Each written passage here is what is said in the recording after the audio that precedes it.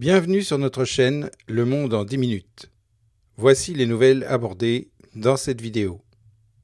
50% des produits dont l'UE est dépendante proviennent de Chine.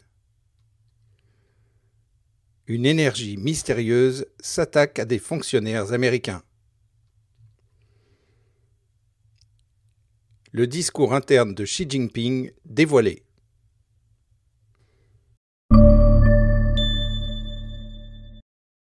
Un projet de la Commission européenne dresse une liste de 137 produits dont l'UE est fortement dépendante, qui peuvent, pour cette raison, et à certaines occasions, devenir une faiblesse pour l'Europe. Selon le site Bloomberg, ces produits représentent 6% des importations totales, dont la moitié proviennent de Chine.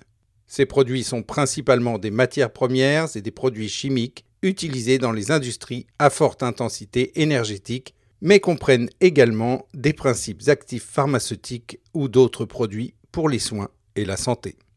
Dans son rapport, l'Union européenne indique son devoir d'évaluer la dépendance stratégique de sa chaîne d'approvisionnement afin d'éviter que ne se reproduise la situation provoquée par les changements spectaculaires comme ceux survenus au début de l'épidémie du virus du PCC l'année dernière. Elle présente donc une future feuille de route pour l'industrie européenne. Le projet souligne les tensions entre l'Europe et la Chine, mais aussi la volonté de maintenir les flux commerciaux mondiaux tout en protégeant les entreprises européennes des pratiques déloyales et des subventions étrangères effectuées dans certains pays. La position de l'UE à l'égard de la Chine se durcit. En effet, de nouvelles règles devraient être publiées la semaine prochaine pour empêcher les entreprises détenues par des gouvernements étrangers de racheter des sociétés européennes. L'UE travaillera également avec ses alliés pour construire une chaîne d'approvisionnement alternative plus forte et plus diversifiée avec un inventaire et une capacité de stockage et d'autogestion en cas de besoin. L'UE souhaite ainsi mieux se préparer aux crises futures, avancer sur l'écologie et l'e-transformation grâce au Fonds européen de lutte contre les épidémies, des propositions pour parvenir à une Europe climatiquement neutre d'ici 2050. Le projet sera finalisé la semaine prochaine.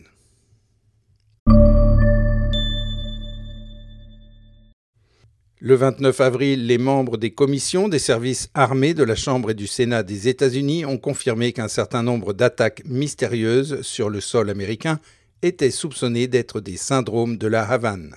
Le syndrome de la Havane fait référence aux maux de tête, bourdonnements d'oreilles et vertiges inexpliqués dont souffrent plusieurs membres du personnel de l'ambassade des États-Unis à la Havane, à Cuba, depuis 2016. Les recherches à ce sujet suggèrent que ces mystérieuses lésions cérébrales sont très probablement le résultat d'une forme d'appareil à énergie de radiofréquence pulsée dirigée.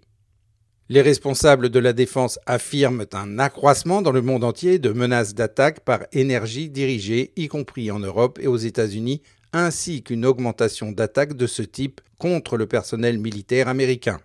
Bien que les enquêtes sur ces incidents n'aient pas été concluantes et qu'il n'ait pas été possible de déterminer qui dirige ces attaques mystérieuses, des suspicions sont faites à ce que le Parti communiste chinois ou la Russie en soient à l'origine. Actuellement, les membres du Congrès font pression sur les responsables de l'administration Biden pour que ces derniers fassent preuve de plus de transparence en divulguant davantage d'informations à ce sujet aux membres du Congrès ainsi qu'au public.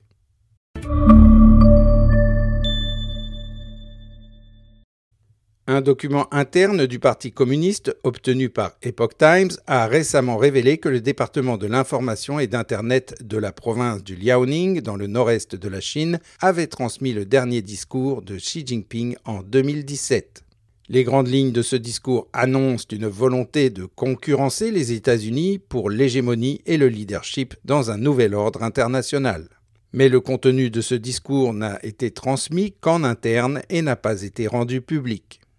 Créé en 2014, le groupe central de direction de la sécurité et de l'informatisation de l'Internet, CISIG, du PCC, est la plus haute instance responsable de la censure de l'Internet en Chine. Dans ce discours, Xi Jinping y fait mention de 6 aspects à promouvoir et à renforcer.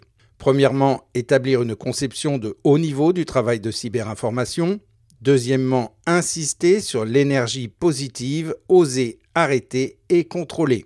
Troisièmement, consolider la barrière de cybersécurité nationale. Quatrièmement, développer une économie axée sur l'information. Cinquièmement, accroître la voix et l'influence du PCC sur Internet. Sixièmement, renforcer la coordination du travail d'information sur Internet. En résumé, le PCC a renforcé d'une part le pouvoir du département de la cyberinformation et d'autre part la cybercensure et le filtrage de l'information sur Internet. Il a également mis en évidence 5 points. L'utilisation et la gestion des nouveaux médias, le développement des technologies de base, la sûreté et la sécurité des réseaux, le renforcement de l'économie numérique et la gouvernance mondiale de l'Internet.